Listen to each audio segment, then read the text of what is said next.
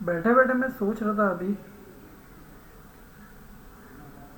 جتنے بھی دنیا میں انسان پیدا کیے ہیں، بہت سارے مذہب کے لوگ ہیں، اس میں بہت سارے لوگ ہیں، جیسے فار ایگزامپل ہندو ہے، سکھ ہے، عیسائی ہیں، مسلمان ہیں، اور بھی بہت سارے ہیں ایتھسٹ ہیں جو مانتے ہی نہیں ہیں۔ خدا کا مقصد کیا تھا؟ میں آپ کو ان شارٹ بتاتا ہوں۔ کئی سالوں پہلے ایک انسان کو خدا نے خود بنایا اور اس میں پھونک ماری اور اس میں روح ڈالی، پھر وہ چلنے لگ گیا۔ پھر وہ ایسے ہی افسردہ بیٹھا تھا جیسا بھی میں افسردہ بیٹھا ہوں۔ تو پھر وہ ہے کہ اس کی ریڑھ کی پسلی کی ہڈی سے اس کو پیدا ایک عورت کو بنایا تاکہ اس کا دل بہل سکے۔ پھر وہ خوشگوار زندگی گزارنے لگے، لیکن خدا نے ان سے کہا تھا کہ بس اس درخت کے پاس مت جانا۔ جیسے وہ اس درخت کے پاس گئے، شیطان نے انہیں بہکایا، بھڑکایا، اور وہ انہوں نے پھل کھا لیا اس درخت سے توڑ کے۔ ان کو اسی وقت جنت سے نکال کے اس زمین کے اوپر، جس زمین پہ آج میں بیٹھا ہوں، اس زمین کے اوپر پھینک دیا۔ دونوں برہنہ تھے، کوئی کپڑا نہیں تھا ان کے جسم پہ۔ جس طرح انسان ایک واش روم کے اندر کپڑے اتار کے نہاتا ہے، اسی پوزیشن میں وہ تھے دونوں۔ اور یہ میں بات کر رہا ہوں حضرت آدم علیہ السلام کی اور بی بی حوا کی۔ پھر ان کے تین بچے ہوئے، عابل، قابل اور ایک ان کی بیٹی۔ دونوں میں قتل ہو گیا، آپس میں لڑائی ہوئی، ایک بھائی نے ایک بھائی کو مار دیا۔ کس کے پیچھے؟ ایک عورت کے پیچھے، کہ یہ عورت مجھے مل جائے۔ پہلے کے دور میں نا، جب اسلام نہیں آیا تھا، اسلام نافذ نہیں ہوا تھا، تو اس دوران لوگ کیا کرتے تھے کہ جیسے بہن بھائی ہوتے ہیں نا، ایک آپس میں شادیاں ہو جاتی تھیں۔ جس طرح آپ کبھی غور کریں تو جس طرح جانور ہوتے ہیں، جیسے اگر ہم گوٹ کی بات کریں، بکری کی بات کریں، تو اس مثال کے طور پر ان سے بچے ہوتے ہیں۔ پھر کیا ہوتا ہے کہ بعد میں وہی بچے، انہی سے تعداد بڑھتی چلی جاتی ہے۔ ان میں کوئی آپس میں نا بس یہ ریلیشن ہوتا ہے کہ آپس میں انہوں نے سیکس کرنا ہے۔ تو پہلے کے دور میں بھی یہی ہوتا تھا انسانوں کے ساتھ۔ انسان اتنے ایجوکیٹڈ، شعور والے نہیں ہوتے تھے، بس انہیں پتہ ہے، کیونکہ بیسیکلی یہ سسٹم جو ہے نا، یہ خدا نے پیدا کیا ہے۔ آپ کسی عورت کو دیکھتی ہیں، آپ کے اندر ایک طلب پیدا ہوتی ہے، خواہش پیدا ہوتی ہے، جسمانی حاجت جسم کہتے ہیں، سیکشول نیڈ بھی کہا جاتا ہے اس کو۔ یہ طلب خدا نے پیدا کی ہے۔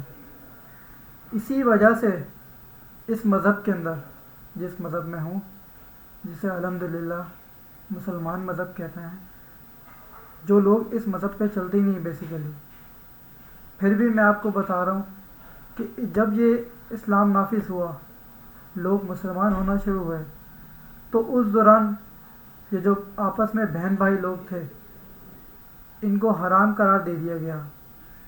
پھر اسی طرح پھر بہن بھائیوں کی شادی آپس میں نہیں ہوتی تھی۔ پھر جو کزنس ہوتے تھے، یعنی جیسے پھپھو کی بیٹی، ماموں کی بیٹی، چچا کی بیٹی، تایا کی بیٹی، خالہ کی بیٹی، اور بھی رشتے آتے ہیں آپ کے سسرال میں، آپ کے میکے میں، 10ویں قسم کے رشتے آتے ہیں، تو آپ وہاں شادیاں کر دیتے ہیں۔ لیکن اب سگے بہن بھائی کی شادی نہیں ہوتی، کیونکہ اسلام میں اس چیز کو حرام قرار دے دیا گیا ہے۔ اب ایک بات اور ذہن میں پیدا ہو رہی ہے، جب اسلام نے اس چیز کو حرام قرار دے دیا گیا ہے، تو پھر شراب لوگ کیوں پیتے ہیں؟ اسی طرح میں ان شارٹ پہلے جاتا ہوں۔ پہلے کے دور میں لوگ شراب پیتے تھے، حلال تھی اس ٹائم پہ، لیکن اسلام آنے کے بعد کیا ہوا؟ اسلام جیسی نافذ ہوا تو پھر اس کو حرام قرار دے دیا گیا. اس کی بھی ایک وجہ ہے، میں آپ کو بتاتا ہوں. فار ایگزامپل، مثال کے طور پہ اگر آپ نے شراب پی ہوئی ہے، آپ اگر گھر جاتے ہیں، اپنی ماں کے پاس جاتے ہیں یا اپنے باپ کے پاس جاتے ہیں یا اپنے بہن بھائی کے پاس جاتے ہیں، اس حالت میں انسان نشے میں ہوتا ہے، اسے اپنا ہوش نہیں ہوتا کہ وہ کس پوزیشن میں ہے. اس سے غصہ آئے گا تو وہ غصہ کرے گا، اس کا گالی دینے کا دل کرے گا تو وہ گالی دے گا، اس کا مارنے کا دل کرے گا تو وہ مارے گا، اس کا خون کرنے کا دل کرے گا تو وہ خون کرے گا. اس میں انسان اپنے ہوش میں نہیں رہتا ہے اور اس سے دوسرے کو نقصان پہنچتا ہے. اس لیے شراب کو حرام قرار دے دیا گیا تھا اسلام آنے کے بعد. اسلام آنے سے پہلے شراب حلال تھی، لیکن جیسے اسلام آیا لوگ مسلمان ہونا شروع ہوئے. حدیثیں آئیں آپ صلی اللہ علیہ وسلم کے اوپر، انہوں نے فرمایا، اللہ پاک نے ان سے کہ یہ حدیث ہے، اس کے ذریعے ان لوگوں سے منع کیا جائے کہ اب یہ کام نہیں کریں. شراب کے ساتھ اور بھی بہت ساری چیزیں جو پہلے حلال تھیں وہ بعد میں حرام ہو گئی. اس کی مین وجہ کیا تھی؟ اس کی مین وجہ یہی تھی کہ اس سے دوسرے لوگوں کو نقصان ہو رہا تھا اور اس نقصان سے بچایا جائے. تو ہمیں کوشش یہ کرنی چاہیے، بیسیکلی جو میرا بات کرنے کا جو مین مدعا تھا، مین جو فوکس تھا وہ یہ تھا کہ میں کیوں پیدا ہوا ہوں، میرا پیدا کرنے کا مقصد کیا ہے، اور میں کراچی میں کیوں پیدا ہوا ہوں، اور میں کراچی میں اس ایریے میں کیوں پیدا ہوا ہوں. اس بات پہ تھوڑا سا آپ نے غور کرنا ہے اور پھر آپ کو اسی کا آنسر ملے گا. بہت سے لوگ سالوں سے مسجد جا رہے ہیں نماز پڑھنے کے لیے، مسجد میں بیٹھ کے قرآن بھی پڑھتے ہیں، عربی پڑھتے ہیں، لیکن ان کو پتہ نہیں ہے کہ اس آیت کے اندر کس ٹاپک پہ بات کی جا رہی ہے، کہ قرآن آنے کا مقصد ہی کیا ہے. وہ اس مقصد کو بھول گئے اور وہ سمجھ رہے ہیں کہ بس میں مسجد جا رہا ہوں، میں نے شادی کر لی ہے، میرے 10 بچے ہو گئے، میرے 12 ہو گئے یا میرے 2 بچے ہو گئے، تو میں نے دنیا میں آنے کا مقصد پورا کر دیا. لیکن میں کہتا ہوں نہیں، آپ کا مقصد دنیا میں آنے کا پورا ہوا ہی نہیں. جس مقصد کے لیے آپ کے خدا نے آپ کو بھیجا تھا وہ مقصد تو پورا ہوا ہی نہیں ہے. چلے میں وہاں سے شروع کرتا ہوں بات. حضرت ابراہیم علیہ السلام کو پیدا کیا. حضرت ابراہیم علیہ السلام نے کہ جو والد تھے وہ غیر مسلم تھے، لیکن ابراہیم علیہ السلام نے نوٹ کیا، جس طرح بھی میں بیٹھا ہوا تھا اسی طرح وہ پہلے چاند کو دیکھ رہے تھے، کہنے لگے کہ یہ میرا خالق ہے، یہ میرا مالک ہے، یہ میرا خدا ہے. لیکن چاند چلے گیا، پھر سورج آ گیا، پھر سمجھے سورج میرا مالک ہے، میرا خدا ہے. پھر سورج بھی چلے گیا، پھر تارے کو دیکھنے لگ گئے، پھر درختوں کو دیکھنے لگ گئے. انہوں نے سوچا نہیں، یہ چیزیں نہیں ہیں. ان چیزوں کو جس نے بنایا ہے نا وہ ہے اصل مالک، یعنی ایک خدا. پھر یکتا پرستی یعنی ایک خدا کو ماننے کا تصور وہاں سے پیدا ہوا کہ ایک خدا ہے کہ جس نے یہ پوری کائنات بنائی ہے اور جس نے انسان کو دنیا میں کسی مقصد سے بھیجا ہے. اور وہ کیا ہے؟ وہ ہے قربانی. اب وہ کیسے ہے میں آپ کو بتاتا ہوں. ابراہیم علیہ السلام کو اللہ نے حکم دیا کہ اپنے بیٹے پہ چھری چلاؤ، میں دیکھنا چاہتا ہوں کہ تمہیں محبت کس سے زیادہ ہے، تمہیں اپنی اولاد سے اپنی فیملی زیادہ پیاری ہے مجھ سے، یا میں زیادہ عزیز ہوں تمہاری فیملی سے. کہنے کا مقصد یہ ہے کہ ایک جگہ آپ کی فیملی ہے اور ایک جگہ آپ کا خدا، آپ کا مالک، آپ کا اللہ ہے. تو انہوں نے اللہ کی مرضی میں راضی رہے. انہوں نے جس طرح اللہ نے کہا انہیں حکم دیا، اسی طرح انہوں نے اسی طریقے سے اپنے بیٹے کے ہاتھ باندھے، اپنے بیٹے کو بتایا، ساری چیزیں بتائی. بیٹے نے بھی بولا کہ جی بابا، جیسے میرے خالق کا، میرے خدا کا حکم ہے میں اس کی رضا میں راضی ہوں. تو پھر جیسے ہی ان کو ذبح کرنے لگے تھے تو فوراً وحی آئی، ان سے بولا گیا کہ میں تجھ سے راضی ہو گیا ہوں اے ابراہیم. اب ان شارٹ آپ نے کیا کرنا ہے, تو اسی طریقے سے نا پھر ابراہیم علیہ السلام کو حکم آیا کہ ابراہیم میں تجھ سے راضی ہو گیا ہوں, میں نے دیکھ لیا, میں نے جو دیکھنا تھا, تجھے دنیا میں جو بھیجنے کا مقصد تھا, تیرا مقصد کامیاب ہو گیا ہے, تو اپنے مقصد میں یعنی کامیاب ہو گیا ہے. پھر اس کے لیے ابراہیم علیہ السلام کے لیے سائٹ میں کونے کی طرف ایک درخت تھا, اس درخت کی طرف ایک بھیڑ کو لا کے کھڑا کر دیا کہ جاؤ اسے ذبح کر دو. اب کم ٹو دا پوائنٹ, یعنی ہم اپنے مین مدعے کی طرف آ جاتے ہیں. یہ تھی ابراہیم علیہ السلام کی زندگی, اور اسی کے ساتھ ابراہیم علیہ السلام کے بیٹے اسماعیل علیہ السلام جو اپنے والد صاحب کی اور اپنے خدا کی رضا میں راضی تھے. یہ ہے قربانی, زندگی دی قربانی دینے کے لیے ہے. اور ہم سمجھتے ہیں کہ ہمیں نماز پڑھنے کے لیے بھیجا گیا ہے. جتنی زیادہ آبادی دنیا کی ہے نا, 8 ارب سے زیادہ آبادی ہے دنیا کی, اس سے زیادہ تو فرشتے ہیں جو خدا کی عبادت کرتے ہیں, جو کام کاج میں الگ لگایا ہوا ہے. خدا کو ہماری عبادت کی ضرورت تھوڑی ہے. خدا کا مین مقصد ہے دنیا میں آ کے قربانی دے کے جانا, کسی کی مدد کر کے جانا مالی حالات کے ذریعے. X Y Z A to Z سے لے کر جیسے ہو سکے زکوٰۃ دو, مدد کرو. اس طریقے سے انسان کو آزمایا جا رہا ہے. اب لوگ کیا سمجھ رہے ہیں, یار میں نے وی آئی پی گھر بنانا ہے, زیادہ پیسے کما کے, یوٹیوب سے کماؤں گا زیادہ پیسے, یا انسٹاگرامر بنوں گا, یا ٹک ٹاکر بنوں گا, یہاں سے پیسہ کما کے اس سے میں گھر خریدوں گا وی آئی پی. میں کہتا ہوں آپ غلط کر رہے ہیں. جتنا زیادہ پیسہ آپ کو دیا گیا ہے نا, اتنا زیادہ آپ نے حساب دینا ہے مرنے کے بعد. آپ کوئی بھی انسان ہے, کوئی بھی مذہب سے تعلق رکھنے والے, آپ نے ایک نہ ایک دن مرنا ہے, اور یہ ہو کے رہے گا. ہو سکتا ہے آپ کی آنکھیں بند ہو جائیں یا آپ کی جان نکل جائے جسم سے, اس کے بعد آپ کو ہوش آئے کہ یار میں نے غلطی کی, مجھے کہاں جانا تھا اور میں کہاں آ گیا. خدا کا جو مقصد تھا وہ تو پورا ہوا ہی نہیں. میں تو بس گاڑی خریدنے میں, وی آئی پی گھر بنانے میں اور دنیا گھومنے میں لگ گیا. بس میں سمجھا تھا کہ میں اپنے مقصد میں کامیاب ہو گیا. میں آپ کو ایک چیز بتاتا ہوں, ایک شخص کو دیے 1000 کروڑ, آج کے دور کی بات کر رہا ہوں, 2023 1444 ہجری کی بات کر رہا ہوں. ایک شخص کو دیے پاکستانی روپیز 1000 کروڑ روپے, ایک شخص کو دیے 10,000 کروڑ روپے. یہ پوری زندگی کا بتا رہا ہوں میں نچوڑ. ایک شخص کو دیے 1,00,000 کروڑ, ایک شخص کو دیے 10,00,000 کروڑ. اب ہم تھوڑا کم بھی کرتے ہیں نا, بہت زیادہ ہو گئی. ایک شخص کو دیا 1 کروڑ, ایک شخص کو دیا 50 لاکھ, ایک شخص کو دیا 10 لاکھ, ایک شخص کو دیا 5 لاکھ, ایک شخص کو دیا 1 لاکھ. پوری زندگی کا بتا رہا ہوں. اب اس کی زندگی 1 دن کی ہو, 10 دن کی ہو, 10 سال کی ہو, 100 سال کی ہو, 400 سال کی ہو, 500 سال کی ہو, جتنی بھی ہو, اس میں نوٹ کیا جا رہا ہے سارا.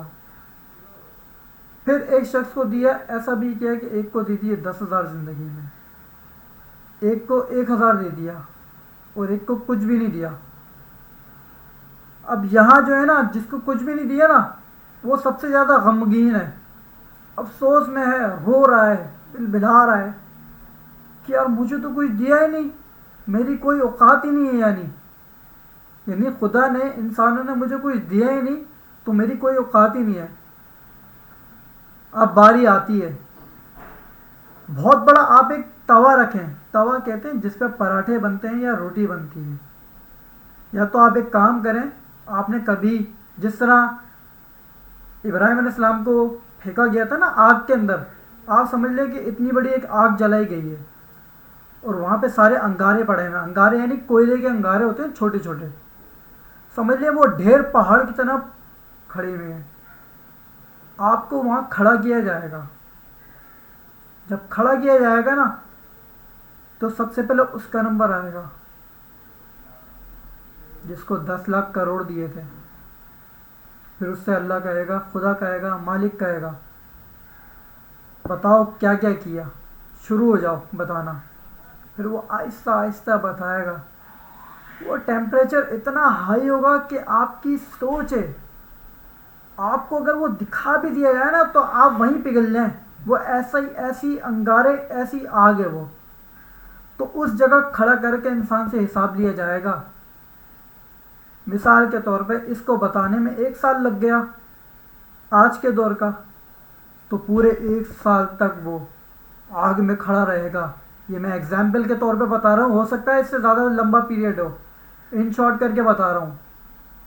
پھر اس کے بعد ہم آ جاتے ہیں جس کو ہم نے 10 لاکھ کروڑ دیے تھے، اس کو تھوڑا کم ٹائم لگے گا. پھر ہم نے جس کو 1 لاکھ کروڑ دیے تھے اس کو تھوڑا اور کم ٹائم لگے گا بتانے میں کہ اس نے کیا کیا کیا. پھر ہم آ جاتے ہیں اس کے بعد جس کو 1000 کروڑ دیے تھے. پھر اس کے بعد آ جاتے ہیں ہم جس کو ہم نے 100 کروڑ دیے. پھر جس کو ہم نے 1 کروڑ دیا اس کے بعد آتے ہیں. پھر 1 کے بعد ہم نے اس کو دیے 50 لاکھ، وہ حساب دے گا. سب سے پوچھا جائے گا، خدا سب سے پوچھے گا کہ بتائیں آپ نے کیا کیا ہے ان پیسوں کا، یہ جو میں نے پیسہ دیا تھا کہاں خرچ کیا، کس مقصد کے لیے دیا تھا میں نے، اور تم لوگوں نے کیا کیا. میں ابھی آپ کو بتاتا ہوں، آگے کنٹینیو کر رہے ہیں ہم اسے. پھر اس طرح کرتے کرتے کرتے کرتے جس کے پاس 1 لاکھ دیے اس کا نمبر آیا. پھر جس کو 50,000 دیے اس کا نمبر آیا. پھر جس کو 10,000 دیے اس کا نمبر آیا. جس کو زندگی میں 1000 روپے دیے اس کا نمبر آیا. اور جس کو دیے کچھ نہیں اس کا نمبر آ گیا. اب اس کا نمبر آ گیا، سمجھ لے جس کو کچھ نہیں دیا. اب وہ آیا ہے، انٹر ہوا، وہ جیسی آگ پہ جانے لگا وہ کھڑا ہی ہوا تھا. اس سے پوچھا کیا کیا، یا اللہ، یا مولا، میرے خدا، میرے مالک، میرے اللہ، تو نے مجھے کچھ نہیں دیا، میں خالی ہاتھ گیا تھا، خالی ہاتھ آیا ہوں. خدا اسے کہے گا کہ جاؤ عیش کرو، جنت میں چلے آؤ، تم سے حساب نہیں چاہیے ہمیں. جن لوگوں کو پیسہ دیا ہے انہوں نے حساب دینا ہوگا. کان کھول کے سن لیں آپ لوگ، جس طرح ٹیچر کہتی ہے کہ کان کھول کے سن لیں، کل آپ لوگوں کا ٹیسٹ ہے. میں آج آپ لوگوں کو وارن کر رہا ہوں کہ آپ لوگوں کا ٹیسٹ چل رہا ہے زندگی میں. آپ لوگوں کو ٹیسٹنگ کی جا رہی ہے کہ کون کیا کر رہا ہے زندگی میں. جتنے بھی حکمران ہیں یا جتنے بھی سائنسدان ہیں یا جتنے بھی جو کچھ بھی ہیں یا جو کچھ بھی زندگی میں وہ بنے، ان سب نے کیا کیا زندگی میں آگے. ان سے یہ سوال کیا جائے گا. سوچیں، غور کریں. میں آپ کو آج سے 1440 سال پہلے کا واقعہ بتاتا ہوں، بلکہ نہیں، تھوڑا سا اور زیادہ. جنگ ہوئی تھی، جنگ میں نا فتح ہوئی. 313 لوگ تھے، وہاں ہزاروں لوگ تھے. تو فتح ہوئی تو پھر وہاں کا مال جو ہے نا ہمارے ہاتھ لگا، یعنی مسلمانوں کے ہاتھ لگا. تو جو کچھ عورتیں آئیں تو کچھ لوگوں نے، صحابیوں نے ان کو نکاح میں لے لیا اپنے، کہ بیوی بچے ہیں ان کے کہاں جائیں گی بیچارے، ان کے شوہر شہید ہو گئے یعنی مر گئے ہیں. مشرکین مکہ تھے، وہ غیر مسلم تھے، جنگ کر رہے تھے اسلام کے خلاف. تو ان کی بیویوں کو ایسا نکاح میں لے لیا گیا تاکہ ان کی خاطرداری کی جائے، ان کا خیال کیا جائے. پھر اس کے بعد کیا ہوا، پھر جتنا بھی جو مال ملا، جو بھی زیور تھا، سونے کے سکے تھے، اشرفیاں تھیں، مال جو تھا، وہ سب کو کہا گیا محمد صلی اللہ علیہ وسلم نے کہ سارا مال غنیمت میں ڈال دو. اور ایک کام کرو، بلکہ ایک کام کرو، جتنے بھی غریب لوگ ہیں نا ہمارے، سب آپس میں بانٹ لو، مجھے کچھ نہیں چاہیے. اس سے کیا سوال پیدا ہو رہا ہے؟ اس سے ایک بہت بڑا سوال پیدا ہو رہا ہے. جس کا پاس جتنا زیادہ ہے اس نے اتنا ہی حساب دینا ہے. کیونکہ محمد صلی اللہ علیہ وسلم جب دنیا سے جا رہے تھے تو ان کے گھر میں چراغ جلانے کے لیے تیل تک نہیں تھا. تیل جسے ہم کہتے ہیں نا ایک قطرہ کہ جس سے چراغ جل جائے، وہ تک نہیں تھا. تو خالی ہاتھ گئے تھے. وہ تو چاہتے خدا سے دعا کر سکتے تھے کہ اللہ مجھے اور مہلت دے دے، دنیا میں رہنا چاہ رہا ہوں، نہیں. جو خدا کی رضا تھی، جو خدا نے ٹائم پیریڈ دیا تھا، اس میں انہوں نے محنت کی، اسٹرگل کی اور قربانی دی اور دنیا سے چلے گئے. اور آخری خطبے میں بتا کے گئے تھے کہ میں تم لوگوں کے لیے ایک قرآن چھوڑ کے جا رہا ہوں زندگی میں. اس کو تھامے رکھنا، اس کو سینے سے لگائے رکھنا، اس کو پڑھنا، اس کو سمجھنا، اس پہ عمل کرنا. اور جو میری بتائی ہوئی باتیں ہیں جن کو آج ہم حدیث کہتے ہیں، ان کو پڑھنا، ان کو سمجھنا، ان پہ عمل کرنا. اب آپ مجھے بتائیں کہ آپ نے کتنا قرآن پڑھا اور آپ نے کتنی حدیثیں پڑھی اور کتنے قرآن پہ آپ نے عمل کیا، کتنی حدیثوں پہ آپ نے عمل کیا.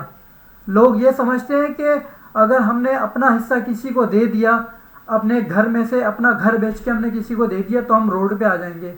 ارے یار، کیوں فکر کرتے ہو آپ کل کی؟ آپ کا خالق، آپ کا مالک، آپ کا خدا، آپ کا اللہ بیٹھا ہے، وہ پوری کائنات کو دے رہا ہے. آپ کی کیا اوقات ہے؟ اگر آپ روڈ پہ آ بھی جاؤ گے کرائے پہ تو کوئی مسئلہ تھوڑی ہے. آپ کا کام چل رہا ہوگا یا آپ کہیں جاب کر رہے ہوں گے، خدا نے ذمہ داری لی ہے نا رزق دینے کی آپ کو، تو پھر آپ کو مسئلہ کیا ہے؟ آپ کوشش کریں جس کا جو حق بن رہا ہے اس کو دیں. میں 12-13 سال سے کرائے پہ رہ رہا ہوں، مجھے کوئی مسئلہ نہیں ہے. میرا خالق مجھے رزق دے رہا ہے نا، مجھے جاب دی ہوئی ہے تو میں جاب کر رہا ہوں. وہاں سے جو پیسے آتے ہیں، آدھے پیسے کرائے میں جاتے ہیں، بجلی کے بل میں، گیس میں جاتے ہیں. آدھے پیسے سے میں گھر چلاتا ہوں اپنا، جس میں میرے ساتھ میری والدہ رہتی ہے اور میری وائف رہتی ہے. دیکھیں، میں بتانے کا مین مقصد کیا ہے؟ میرا بتانے کا مین مقصد میرا یہ ہے کہ خدا نے مانگی ہے آپ کی قربانی. اور آپ جو ہر سال کروڑوں روپے کے جانور کاٹتے ہو، کروڑوں روپے کی چیزیں بانٹتے ہو، کبھی آپ نے اپنے ملک یا اپنے علاقے کو یا اپنے شہر کراچی کو یا اپنے ملک پاکستان کو صحیح کرنے کی بھی اگر ذرا سی بھی کوشش کی ہوتی نا، تو آج آپ کا ملک بہت امن میں ہوتا. یہ جو ملک میں ظلم ہو رہا ہے نا، عدل انصاف نہیں ہے، زیادتیاں ہو رہی ہیں، اس کی مین وجہ یہی ہے کہ ہم نے قربانی نہیں دی. ہم ہیں نام کے مسلمان. ایسی چیزیں منہ پہ مار دی جائیں گی، ایسے کر کے یوں مار دی جائیں گی منہ کے اوپر. اگر آپ نے صرف زندگی میں نماز پڑھی ہے اور آپ کو پتہ ہے کہ میں قرآن بھی جانتا ہوں، میں حدیث بھی جانتا ہوں، اس کے باوجود بھی آپ نے صرف نمازیں پڑھی ہیں اور بچے پالے ہیں، تو ایسے لوگوں کو تو سب سے پہلے ڈالا جائے گا جہنم کے اندر. میں آپ سے ہاتھ جوڑتا ہوں، ریکویسٹ کرتا ہوں میں آپ سے، خدا کے لیے قرآن پڑھیں، اسے سمجھیں، حدیث پڑھیں، اسے سمجھیں، ان پر عمل کریں، امن قائم کریں، ایکا پیدا کریں. جس مقصد کے لیے قربانی دینے کے لیے خدا نے بھیجا ہے وہ مقصد پورا کریں. ہاتھ جوڑ رہا ہوں میں آپ کے آگے، ورنہ بہت دیر ہو جائے گی. اس سے پہلے کہ ہماری آنکھیں اس طرح کر کے بند ہو گئی نا اگر، اور ہم یوں مر گئے، تو سمجھنے کچھ نہیں کر سکتا. پھر میں جو میں نے کرنا ہے میں زندگی میں کر کے جاؤں گا.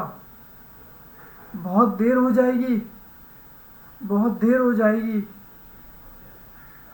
بہت دیر ہو جائے گی. آپ سب سے ریکویسٹ ہے، خدا کی رضا کے لیے عدل پیدا کریں، ایمانداری سے کام کریں، حقداروں کا حق دے دیں جو حق بن رہا ہے، اس سے پہلے کہ آپ کا خدا آپ کے گھر کو جلا کے راکھ کر دے، آپ کے کاروبار کو جلا کے راکھ کر دے، آپ کو ایسی بیماریاں دے دیں کہ جس سے آپ بولیں کہ اس سے اچھی تو غربت کی زندگی ہوتی ہے. ایسا نہ ہو. وقت ہے ابھی بھی آپ کے پاس. آپ کے آگے میں آخری بار ہاتھ جوڑتا ہوں، براہ مہربانی جس کا جو حق ہے دے دیں، اور آپس میں خاندان میں ایکا پیدا کریں. سارے خاندان سے جا کے ملیں اور ہر کسی کے حالات دیکھیں کہ ہو کیا رہا ہے، کس کے حالات کیسے ہیں، کون بیمار ہے، کس کو کتنے پیسوں کی ضرورت ہے. آپس میں ایکا پیدا کریں. اس طرح کریں، اس طرح کریں، ایکا پیدا کریں. اور جتنے بھی خاندان کے لوگ ہیں ان سب سے جڑ کے رہیں. اب تو ٹیکنالوجی کا دور ہے، واٹس ایپ کا دور ہے، اس میں گروپ بنائیں خاندان کا، جس کی بھی جو بھی پریشانی ہے، مسئلے ہیں، آپس میں جڑیں اور ایک دوسرے کی مدد کریں، اور خاندان میں آپس میں مل کے جن کے پاس زیادہ پیسہ ہے وہ ایک اکاؤنٹ کھلوا لیں، اس میں ایک فنڈ جمع کرتے رہیں ہر مہینے کہ بھئی دیکھیں یہ ہم ہر مہینے جمع کر رہے ہیں، جو جتنا بھی خرچہ آئے گا، اگر کسی کو بیماری ہے یا کسی کو گھر دلانا ہے یا کسی کو کاروبار کرانا ہے، کسی کا علاج کرانا ہے، تو ہم سب مل کے کرائیں گے، اور اگر کوئی عورت بیوہ ہوئی ہے تو اس کو ہم پڑھائیں گے، اس کے بچوں کو ہم ان کو کاروبار کرا کے دیں گے، ان کو آگے نکالیں گے، یہ ہماری ذمہ داری بنتی ہے۔ اور اگر ہم نے نہیں کیا نا تو سمجھ لیں بہت دیر ہو گئی ہے، اور پھر یقین کریں آپ نے قرآن پڑھا ہو یا آپ نے حدیث پڑھی ہو، کچھ بھی کری ہو، اور اگر آپ نے دنیا میں کچھ کر کے نہیں گئے تو سمجھ لیں ہم فیہا خالدون، ہم فیہا خالدون، ہم فیہا خالدون کا ورڈ آیا قرآن پاک میں کہ ہمیشہ ہمیشہ وہیں رہیں گے، ہمیشہ ہمیشہ وہیں جلیں گے، وہاں سے نکالا نہیں جائے گا۔ آپ سے ہاتھ جوڑ کے ریکویسٹ ہے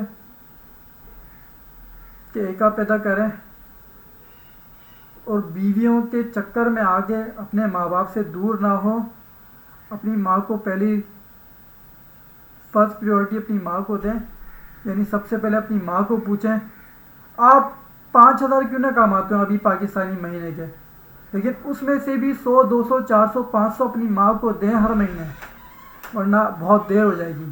تھینک یو۔